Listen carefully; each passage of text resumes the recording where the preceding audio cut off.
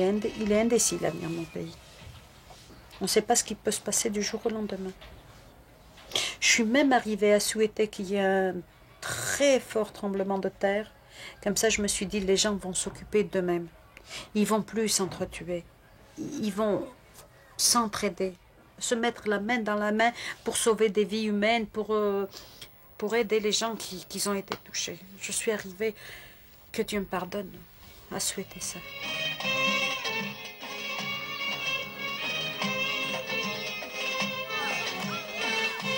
En Algérie, personne n'ose plus raconter. Rachida aussi avait peur, mais elle pensait qu'il fallait témoigner. « Tu montreras ce qu'est devenue la vie chez nous », me dit-elle le jour de mon départ, « et je t'écrirai des lettres ». Alger, le 10 novembre. Ici, c'est la vraie pénurie d'eau. Cela fait 10 jours qu'il n'y a pas une seule goutte. Je dois prendre un taxi pour faire le plein d'eau à 8 km. Des morts, il y en a tous les jours. C'est des jeunes surtout qui meurent. Alors dès qu'un gosse tarde à rentrer, à peine 20 heures, on s'inquiète, on a peur. Mohamed va être jugé en décembre. Je n'ai pas pu avoir la date exacte du procès.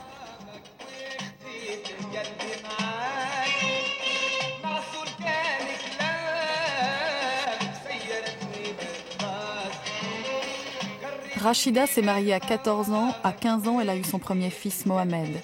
Rachida est devenue infirmière, puis elle a divorcé et pris en charge ses 7 enfants. J'ai toujours été pour la liberté personnelle. Et tout le monde vit comme il veut. Moi, j'ai eu des échecs à cause de ma façon d'avoir éduqué mes gosses.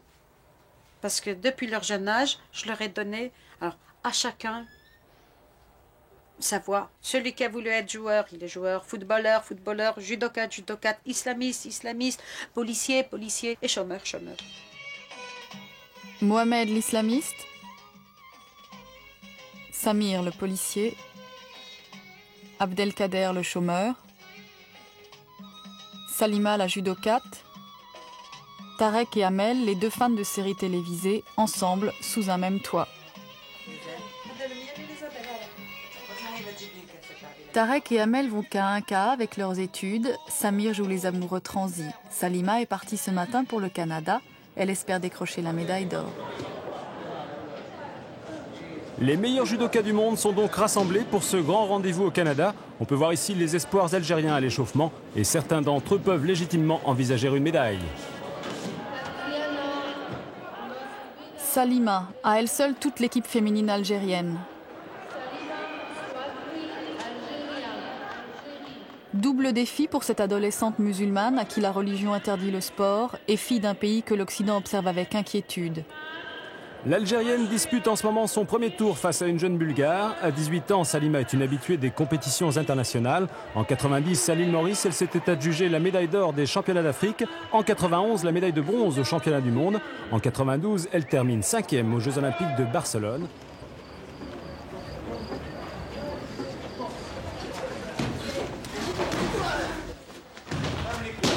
Salima a fait ses débuts dans cette salle de la banlieue d'Alger. Après elle, quelques rares jeunes filles ont osé braver les objections familiales.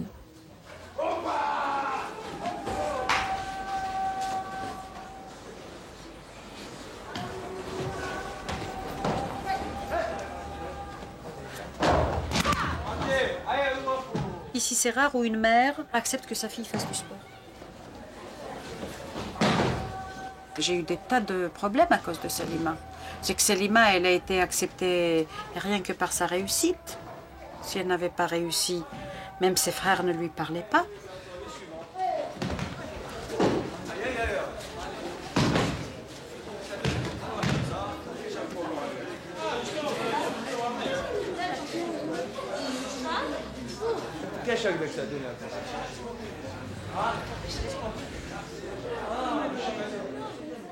J'arrive quand même à me faire respecter par mes gosses.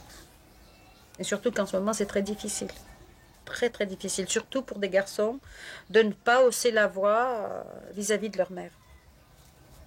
Moi, là, je suis arrivée. Mais je crois que là, c'est dû à l'éducation qu'ils ont eue à la base. J'aurais appris le respect et l'amour de Dieu et le respect et l'amour des parents. C'est la fin du combat. Il ne reste plus que quelques secondes.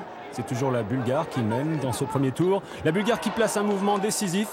Et avec cette défaite de l'Algérienne, c'est la dernière chance de médaille qui s'effondre pour l'Algérie. Aucun des judokas algériens n'a en effet pu franchir le premier tour.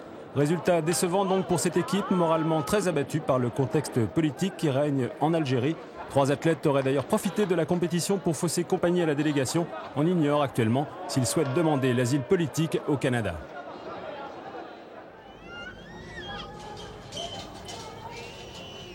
Avoir 20 ans dans les cités, c'est presque toujours vivre dans la misère, dans la promiscuité, dans l'ennui. Avoir 20 ans, c'est la vie qui s'arrête quand il n'y a pas de travail, pas de logement, donc pas de mariage. Avoir 20 ans, c'est se savoir laissé pour compte et victime de la politique, piégé entre 2 terreurs. Ici, les balles ne sifflent jamais loin.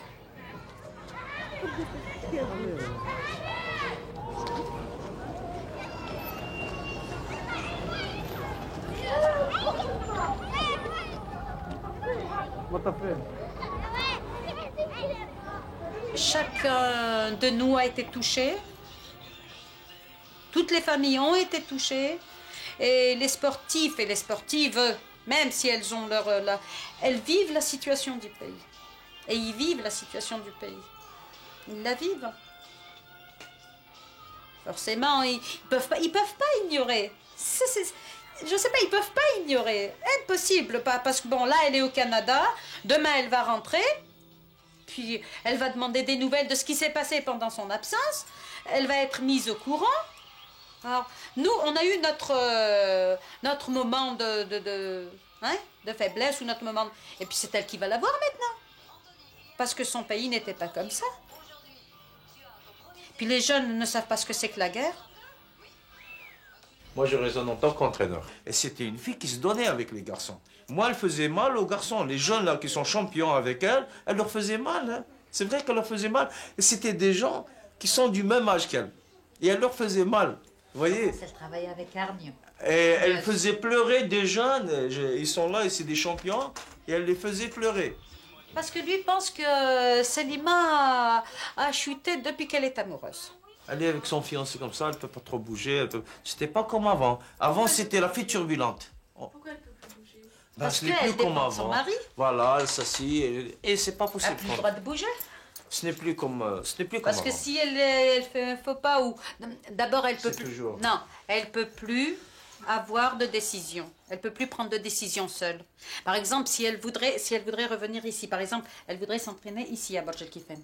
Mais Zienne est contre, parce que lui s'entraîne à Alger, donc elle doit s'entraîner là-bas, là où est son futur mari. 2, 3, 4, 5, 6, 7, 8. Ma Salima, pourquoi je l'ai poussée à faire du judo? Je voulais pousser les garçons et ne pas la laisser en plan. Les 5 garçons, ils sont partis, ils ont fui parce que Salima, c'était une fille parmi les garçons. Alors, pour eux, ici en Algérie, une fille parmi les garçons, je ne te dis pas ce que c'est. Fallait pas qu'elle fasse du sport. Salima, elle a tenu le coup. Samir est arrivé à un moment donné, il avait une fracture à la jambe, il a cassé son plâtre et il est sorti. Je reste plus dans cette maison puisque Selima est en train de se battre avec des garçons. Alors moi, je suis plus un homme, j'ai plus d'honneur. Comme destin pour ma fille. Je voulais d'abord qu'elle ait ce que j'ai pas pu avoir, bien entendu. Je lui avais demandé de persévérer, avoir son championnat du monde, son truc olympique. Ça lui aurait permis des avantages sociaux. Elle aurait peut-être eu droit à une récompense assez avantageuse qui lui aurait permis de sortir de ce trou.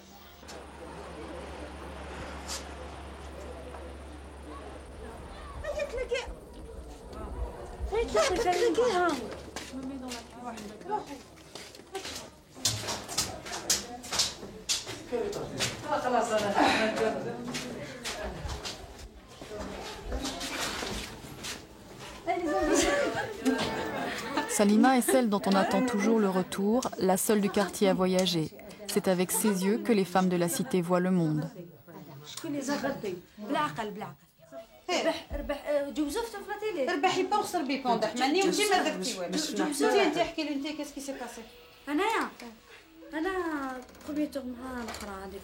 هذا ما خسرتيش premier tour. Premier tour. ماشي غاتني والله ما قادره نربحها ما كاش فاسيلمون عييت لي شي بعيد بزاف قلت لك كيري 52.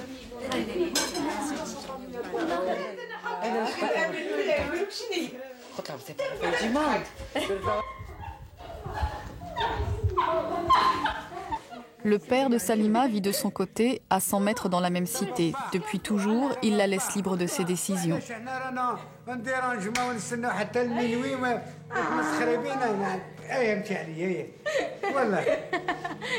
Ah, il faut comprendre انا قلت لك تبغى كندا تفي كل شوز ماشي قال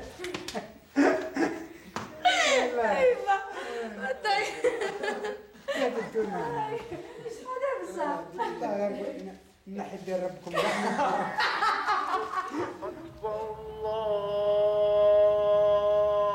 أكبر. Par les années. Alors,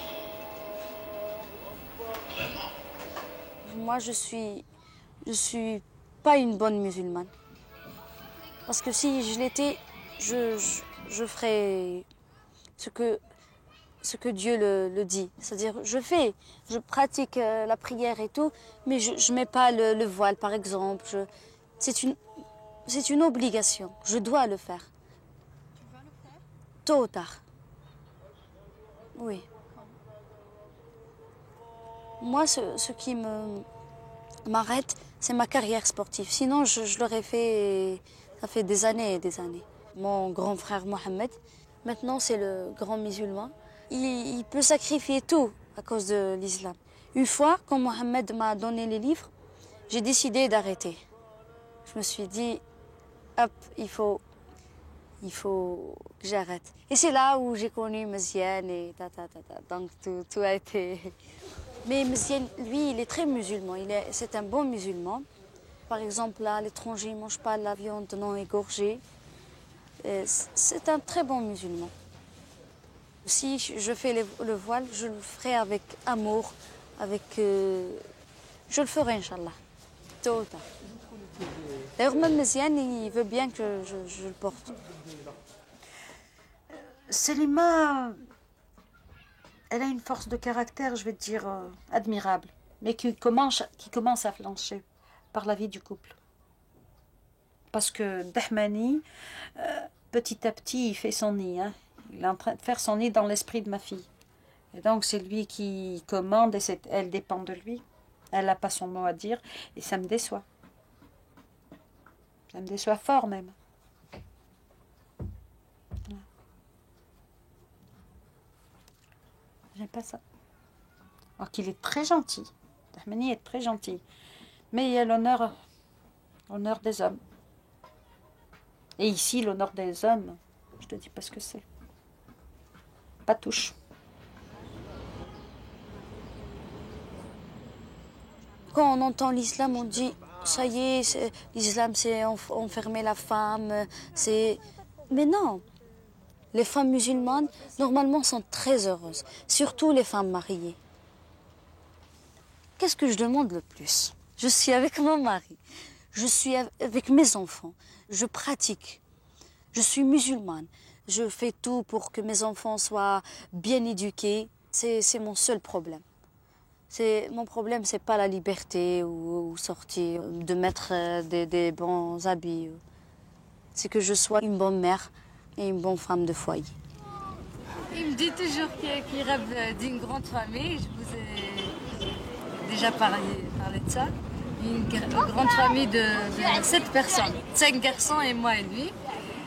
Autour de la table comme ça, en train de manger, discuter. 7 garçons très bons musulmans. Ah oui, il y a toujours dit ça. Très bons musulmans. Éduqués à la façon très correcte. Et Salima, c'est pas une bonne musulmane? C'est une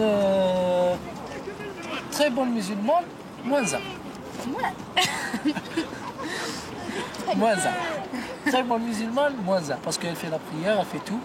En tant que musulmane, tous les trucs que le musulman doit faire elle est faite. Il reste quelques... Et puis j'adore ma religion. Ouais, bah, elle adore l'islam. D'ailleurs, elle va faire... elle va mettre le voile. Très bientôt, elle va mettre le voile. À ce moment-là, c'est fini sport, fini. Tu es content qu'elle mette le voile? Oui, très content. Je l'espère déjà. À ma place, elle aurait mis. Hein. Mziane a un principe. Il ne t'oblige pas à faire le voile. Mais il faut que tu le mets avec conviction, avec amour. Parce que si il peut bien obliger sa sœur, à moi, à sa mère peut-être. Mais il sait bien que quand il part, quand il n'est pas là, eh ben la sœur, elle peut l'enlever, elle peut mettre du maquillage avec le voile, elle peut... Et moi aussi. En tant que femme, je ne demande pas grand chose. Je demande qu'elle ne sorte pas des obligations d'une femme. C'est-à-dire d'une femme qui respecte son mari. C'est quoi les obligations d'une femme? C'est-à-dire en s'habillant, par exemple, en s'habillant correctement, en marchant par exemple dans la rue correctement. Obéir à son mari. Elle obéit bien, Salima? Non, je ne lui demande pas de m'obéir. Elle le fait automatiquement. Donc elle connaît ses limites et ses droits. Qu'est-ce qui se passe sinon? Sinon, je la fais monter sur le tatami et je lui donne une raclée. Une raclée, c'est tout. Une raclée. Alors si Salima a décidé de mettre le hijab, eh ben, qu'elle le mette. Amel aussi avait décidé de le mettre. Ensuite, quand elle a vu qu'elle ne pouvait pas aller nager, elle s'est arrêtée. Parce que moi, je lui ai dit, tu ne vas pas mettre le hijab en hiver pour l'enlever en été. Ah, ça, c'est impossible. Donc, elle y a réfléchi pendant 2 jours, puisqu'elle l'avait mis sans m'en demander. Moi, j'étais contre, parce que mettre le hijab, pour moi, c'est sacré. Il ne faut plus l'enlever ensuite.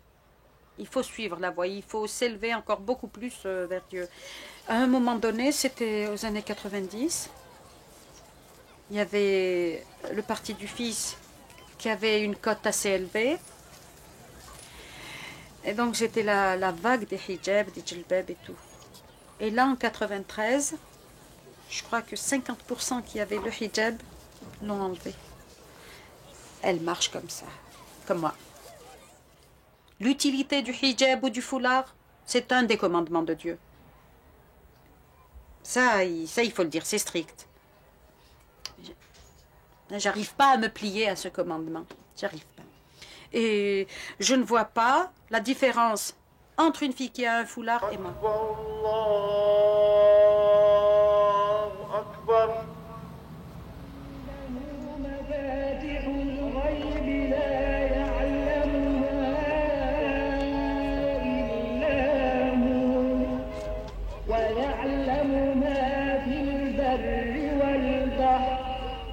وما تسقط من ورقة إلا يعلمها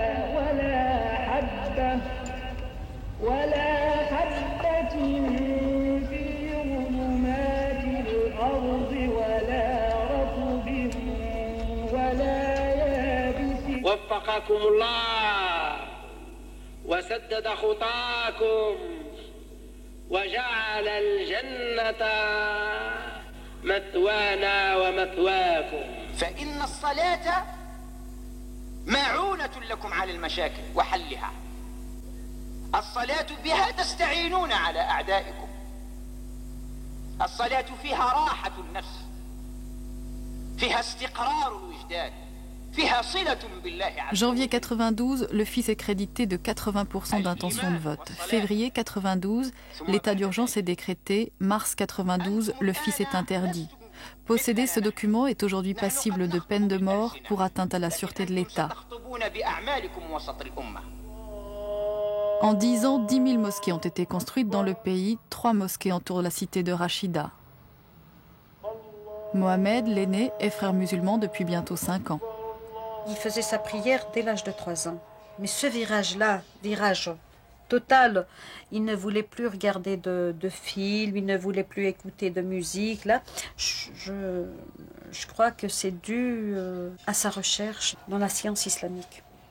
C'est des livres que j'ai offerts moi-même à Mohamed quand il s'est soumis à sa religion. Il fallait que je l'aide parce qu'il voulait suivre la voie du salut, c'est la voie de Dieu. Et donc, il y a des livres qui m'ont coûté assez cher, mais que j'ai pu avoir. D'abord, pour l'amour de Dieu et ensuite pour l'amour de mon fils, bien sûr. Là, c'est lui, c'est Mohamed. Mohamed avant qu'il devienne intégriste. C'est ça, Mohamed. Là, je suis en train de lui caresser sa barbe en me moquant gentiment de lui. Pas belle ta barbe, que je lui disais. Là, c'est lui. Là, c'est lui. Il a toujours eu ce regard triste. Il a toujours eu mon garçon. Là, il est là. Tout le monde s'amuse et lui, non.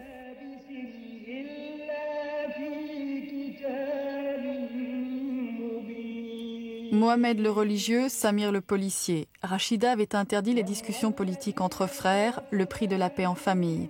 Samir et Mohamed ont vécu dos à dos en tentant de s'ignorer dans 30 mètres carrés.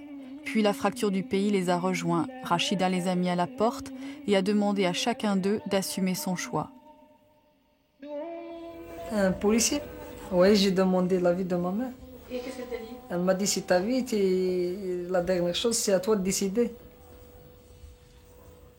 J'ai dit, moi, maman, j'ai décidé d'être un policier. Elle m'a dit, il faut pas...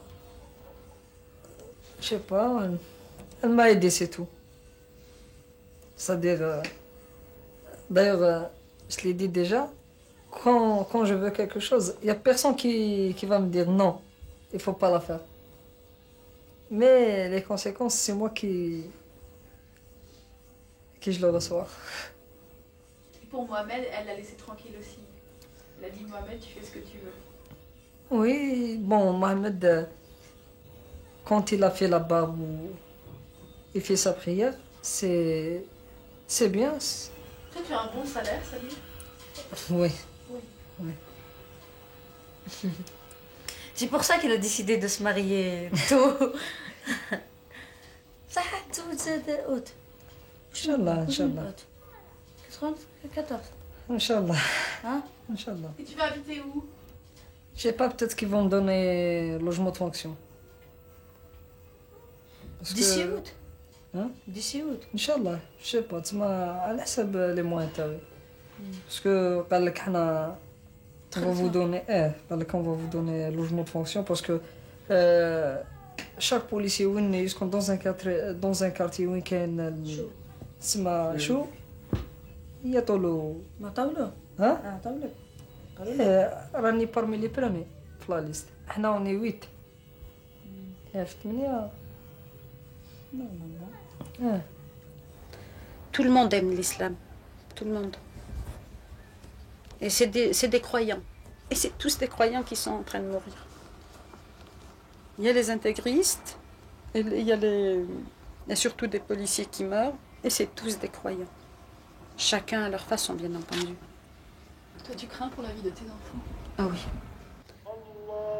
Samir le policier, Mohamed le religieux, respectivement 22 et 23 ans.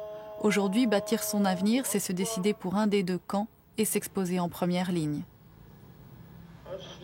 Il y a quelqu'un qui a téléphoné. Il y a quelqu'un qui a téléphoné en disant « Allez voir Rachida, son fils a reçu une balle perdue, au milieu de la foule. » Je suis partie à l'hôpital et moi je pensais que ça s'arrêterait là. Mon fils était dans le coma. Je suis restée près de lui, comme ça, en blouse et tout. J'avais droit de rester auprès de lui parce que je faisais partie du personnel de la santé. Et bon, Mohamed, quand il a eu un moment de lucidité, il m'a dit « Maman, c'est rien ». Il était tout pâle et je pensais qu'il allait mourir. Et moi, je pensais qu'après l'opération, j'aurais pu récupérer mon fils. Mais en fait, je ne l'ai pas récupéré du tout. Mohamed, imam de la cité, est incarcéré depuis 1 an sans jugement. Samir a su que Mohamed avait été torturé durant 13 jours. Il a pris à sa charge les frais de sa défense. J'ai parlé à son avocat, il m'a dit que Mohamed va sortir, Inch'Allah, parce que il n'y a aucune preuve sur lui qui dit que c'est lui le suspect. Il est pour rien, il le tient parce que il veut qu'il leur dise j'ai vu tout ça et j'ai vu les terroristes quand ils ont tiré sur les policiers, ils ont...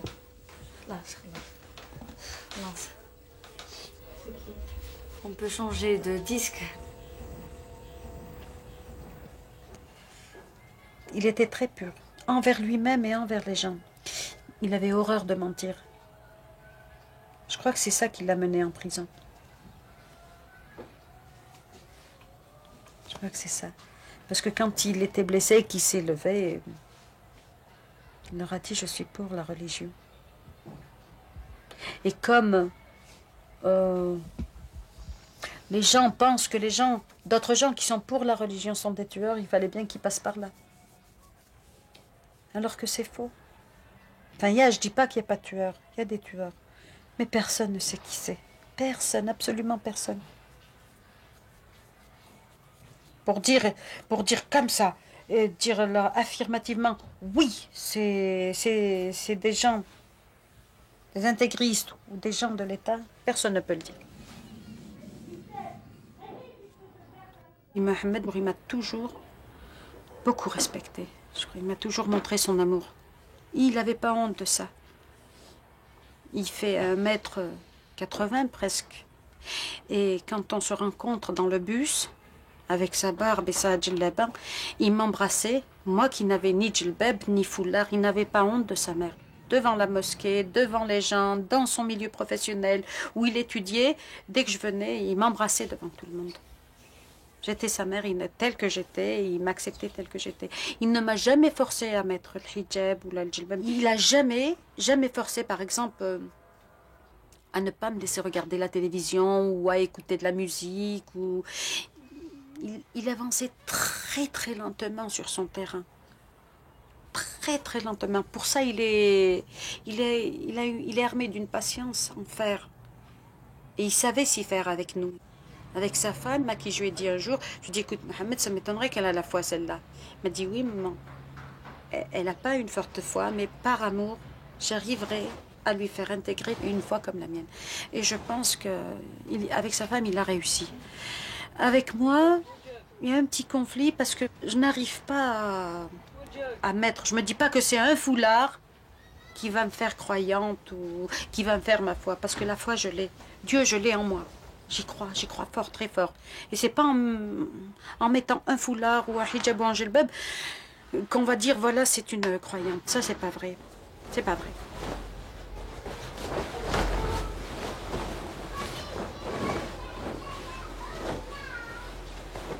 بسم الله الرحمن الرحيم. في الحقيقة هذا اللباس يعتبر لباس إسلامي، فاتمو إسلاميك. المرأة المسلمة مطالبة بارتداء هذا اللباس، يعني الجلباب والنقاب والخمار والقفاز والجوارب. هذا ما يسمى في الشرع منذ أن كنت ذا سن 11 سنة. يعني طبقت الحجاب. Ça y est, c'est terminé. Tous les 15 jours, je vois Mohamed. لأنني أنتظر 15 يوما، وعندما أعاني عندما أذهب إلى السجن لأراه، أعاني كل العناء من الصباح إلى المساء، ثم أراه 5 دقائق. لأن دائما دايره باللي ما نتفارقوش، لكن عندما يعني يدق الجرس تاع الفراق يعني حاجه مؤلمه جدا. نتكلم على الجنين سياتي على سواء كان طفله او بنين او طفلا. في الحقيقه انا احب البنات، ولكن يعني برغبه زوجي انقدت معه على ان يرزقنا الله تبارك وتعالى بولد ان شاء الله. في الحقيقة هذا الجنين الذي سيأتي بإذن الله إن شاء المولى سيكون منضبطا تبعا للشرع، ولكن بالنسبة سأعارضه معارضة تامة إذا استمع إلى الموسيقى، لأن الموسيقى شرعا غير جائزة في شريعتنا. يعني حرام أن يستمع إلى les chansons bien, la musique ou... Alger, le 15 novembre. Le bébé est né à 17h40 à la maison. Il est formidablement beau. Le 3e jour de sa naissance, j'ai pris Mouad avec Amel pour voir Mohamed à la prison. Après m'être enquis de ses nouvelles, j'ai retiré le bébé de sous ses couvertures. Et ce fut le boum. Mohamed écarquilla les yeux et cria le nom de Mouad. Puis il se jeta face contre terre, à même le sol devant tout le monde, et loin notre Seigneur Allah à 3 reprises. Il se releva, il pleurait et riait, il cognait la vitre qui était entre nous. C'était lui qui devenait un bébé. Il y avait déjà la guerre entre Mohamed et moi, à cause de son bébé. Parce que Mohamed m'a dit, bon, moi je vais l'éduquer à ma façon. Ben, je lui ai dit, si tu l'éduques à ta façon, il ne va pas voir sa grand-mère. Ben oui. Alors que s'il voit sa grand-mère, ce sera une autre façon de vivre. Ah oui, bien. Là, qu'est-ce qui va se passer? Je vais faire tout ce qui me passe en tête. Je vais l'éduquer à ma façon. C'est quoi ta façon, Rachida? Ma façon, c'est aimer Dieu, aimer sa religion et vivre librement. Enfin, ne pas, par exemple, ne pas se priver. Je ne sais pas, voir le monde, voir la télévision, écouter la radio, c'est pour ne pas rester en plan au XXIe siècle.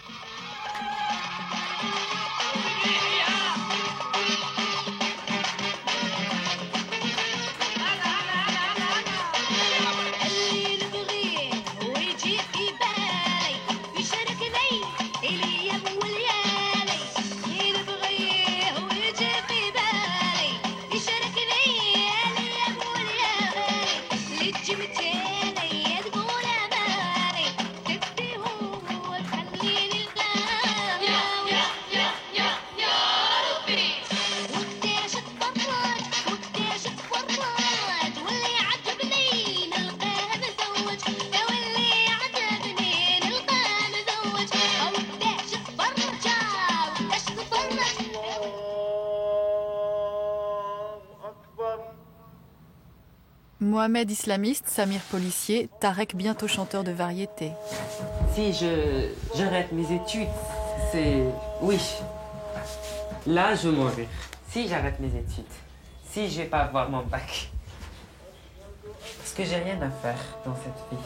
Surtout en Algérie. Je vais rien à foutre. Je vais rester à la maison comme une femme. Ah. Et si je reste à l'extérieur de la maison, ça sera... Je vais être un voyou.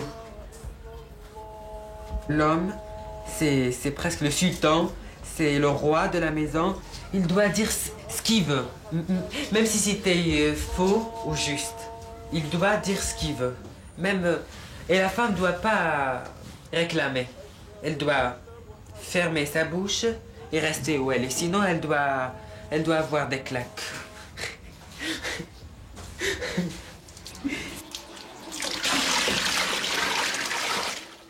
Une femme seule ici, je veux dire en Algérie, c'est comme si c'était une proie.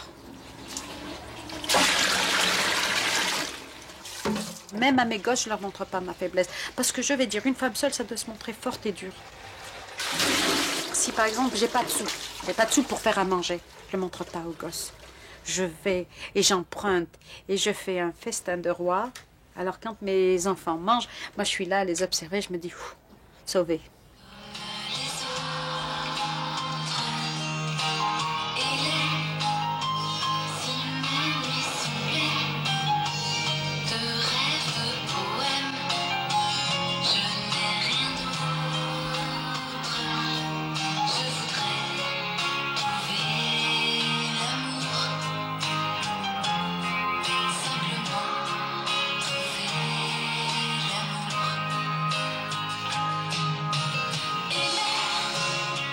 Fatima, elle avait des trucs brusques. Elle venait, elle sortait en ouragan de sa chambre et puis elle éteignait tout simplement la radio. Maintenant, ça y est. Parce que Mohamed, il lui a dit, Tu veux pas écouter de musique, tu veux pas l'entendre, tu t'enfermes dans ta chambre ou alors dans la cuisine et tu les laisses écouter ce qu'ils veulent.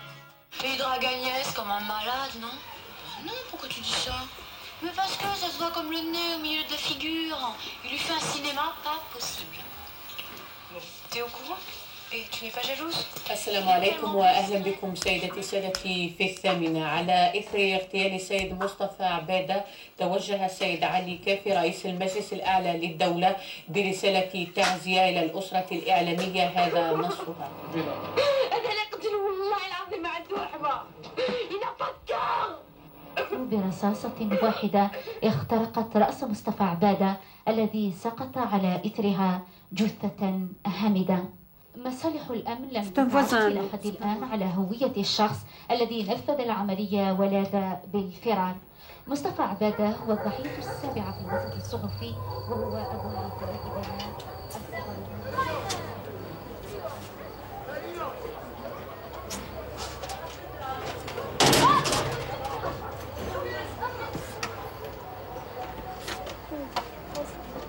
C'était vraiment le paradis ici. On n'a pas peur, on sort pendant la nuit jusqu'à 11h, 11h30, minuit. Il n'y a vraiment rien à craindre. C'était au passé, malheureusement. J'ai peur toujours, à la nuit. Depuis le couvre-feu, la gendarmerie vient toujours à la nuit pour vérifier s'il y a des gens à l'extérieur. Ils peuvent faire du mal aux gens. Ils ont entré chez les voisins, ils ont cherché à l'intérieur de la maison s'il y a de l'arme. J'entends les godasses ici dans le couloir. J'entends surtout leur façon de marcher, les godasses. Ça fait un bruit. C'est dangereux ici, c'est très dangereux. Il y a le risque ici à la nuit. Peut-être une balle perdue. Je vais être un mort à cause d'une balle perdue. Alors, bien sûr, j'ai peur.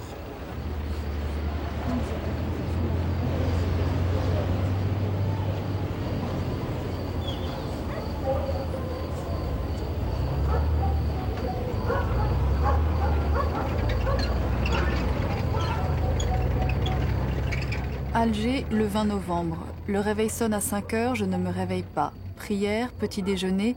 Mes voisines ainsi que Fatima ont entendu le vacarme que les soldats ont fait. Vers 2 heures du matin, il y a une razzia. Les gens sont en train de pleurer et prétendent que toutes les personnes qui ont été prises sont mortes, assassinées et exposées au vu et au su de tout le monde. Je ne peux pas y croire. Avec résignation, je descends, je fais un tour. Je dois supporter les pleurs et les cris des gens. En fait, ces gens-là ne font rien. Ils n'ont rien fait. Je veux dire, comment ils s'occupent de la politique? Ils s'occupent de la politique, les rumeurs, la télévision. Et c'est tout. Sinon, c'est des gens, c'est des ouvriers qui font leurs 8 heures, 10 heures de travail et qui rentrent, les hommes exténués. Il y a des femmes aussi, la nuit, leur pour se reposer. Et ils ont peur. Ils ont peur. Ils ont vraiment peur. Et ils peur de quoi? Personne ne le sait. Cette nuit-là, 11 hommes pris au hasard, âgés de 15 à 35 ans, ont été tirés de leur sommeil puis exécutés. Leurs corps ont été exposés sur le bord de la route.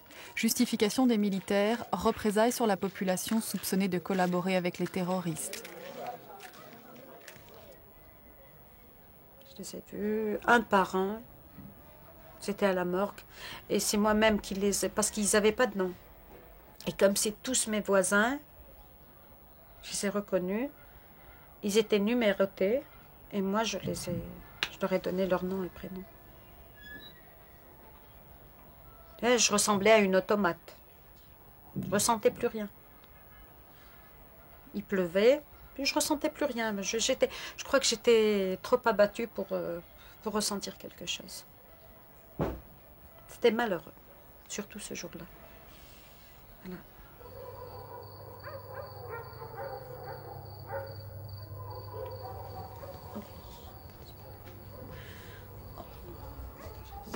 فسبح بحمد ربك واستغفر إنهم كانوا توابين. يا رب يا سيدي كنا من عذاب النار يا رب اغفر لنا يا رب قدر الحق على الظلم يا رب. Notre pays, je ne sais pas pourquoi il est allé à cette dégradation. Je ne sais pas, personne ne s'y attendait, mais absolument personne. Tout le monde essayait de bâtir son avenir, surtout que c'était une jeunesse qui voulait vraiment percer, qui voulait avoir ses médecins, ses ingénieurs, ses astronautes, ses savants. On se battait pour ça. Et puis du jour au lendemain, tout a basculé et personne ne sait pourquoi. Personne ne savait plus qui était qui ou personne. Des fois, je me dis, il se peut que sous ce visage angélique, il y ait une méchanceté. Par exemple, quand je marche, il m'arrive de me poser des questions.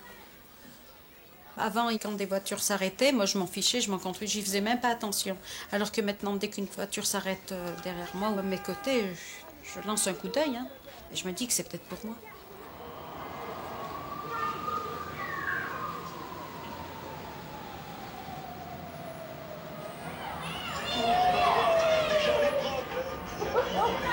Suis-je un acrobate ou suis-je fou?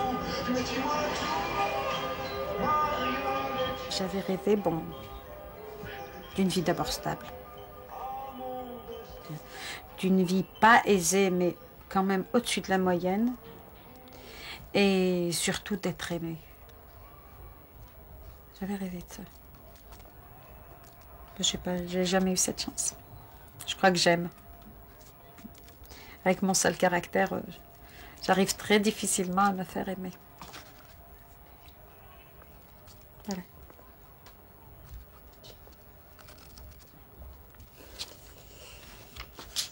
C'est pour ça que j'aime Mohamed. Je crois que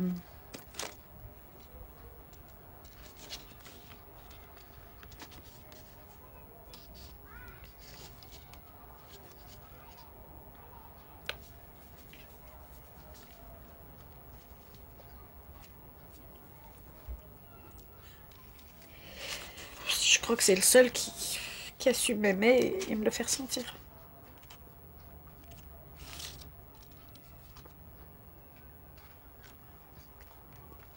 Puis, il me manque, mon garçon. Je te jure qu'il me manque.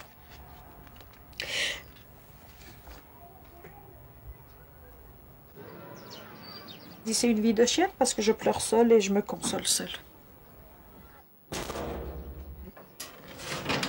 Mes enfants ont trouvé un refuge, si tu veux, chez leur père. Alors quand je fais, par exemple, une remarque ou un reproche, c'est la fuite. Et ils ont où se cacher, ou manger, ils sont pris en charge. Alors que s'il n'était pas là, ils seraient obligés d'accepter mes reproches. Je crois que ça n'aurait pas fait tout ce gâchis. Surtout vis-à-vis d'Abdelkader qui a 21 ans et qui ne faut absolument rien de ses journées. J'aimerais bien être un riche. Un petit riche, voilà.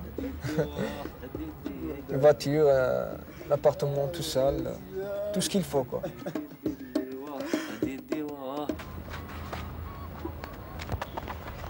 Là, on fait rien ici en Algérie. Hein. Seulement du sport ou rien.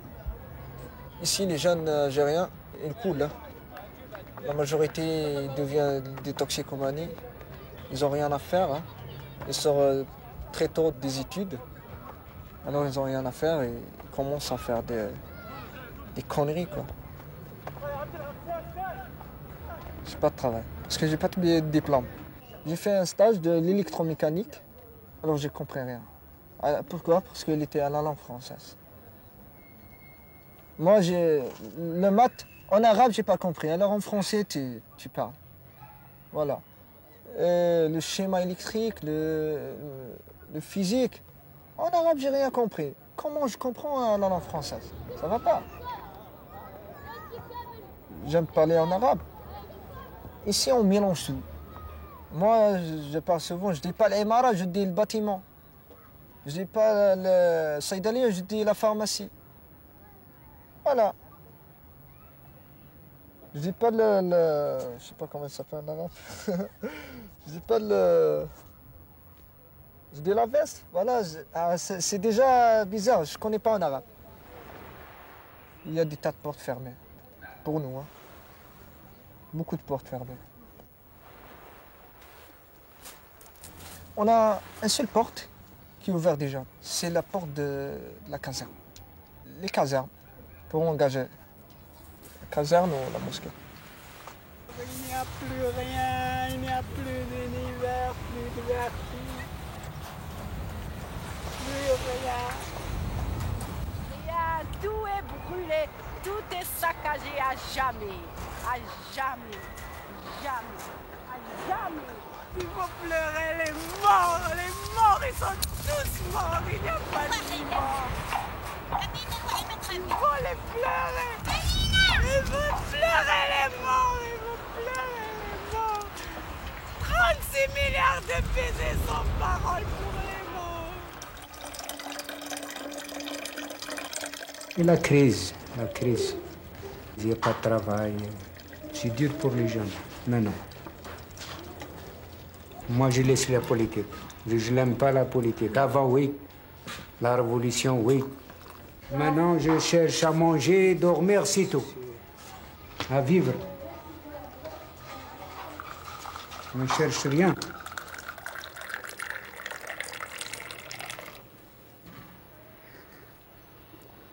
C'est bon, mais il manque le... Comment ça s'appelle? Nana.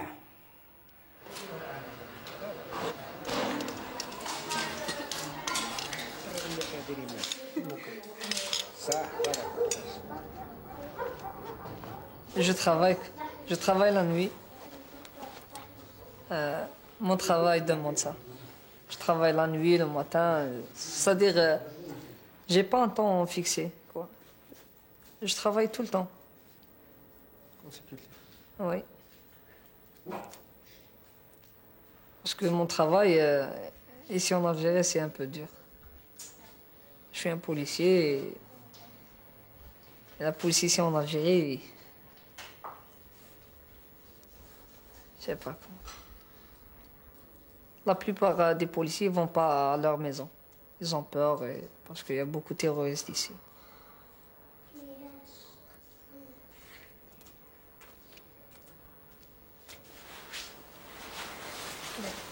Toi, tu n'as pas peur? Non, au contraire. Je suis fier d'être pas un policier ici en Algérie. Parce que j'aime mon pays et je dois le défendre.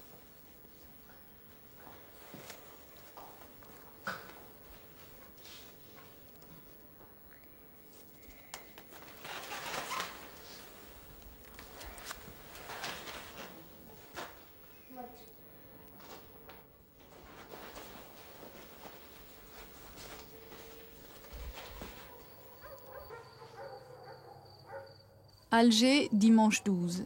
L'assassinat de Samir, mon enfant âgé de 22 ans et 4 mois, a eu lieu le 4 décembre à 2h15 du matin.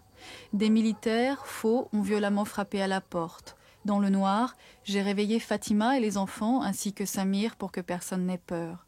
Samir me demanda, après avoir épié par la fenêtre de la chambre, d'ouvrir la porte. C'est des soldats, maman, il ne faut pas avoir peur.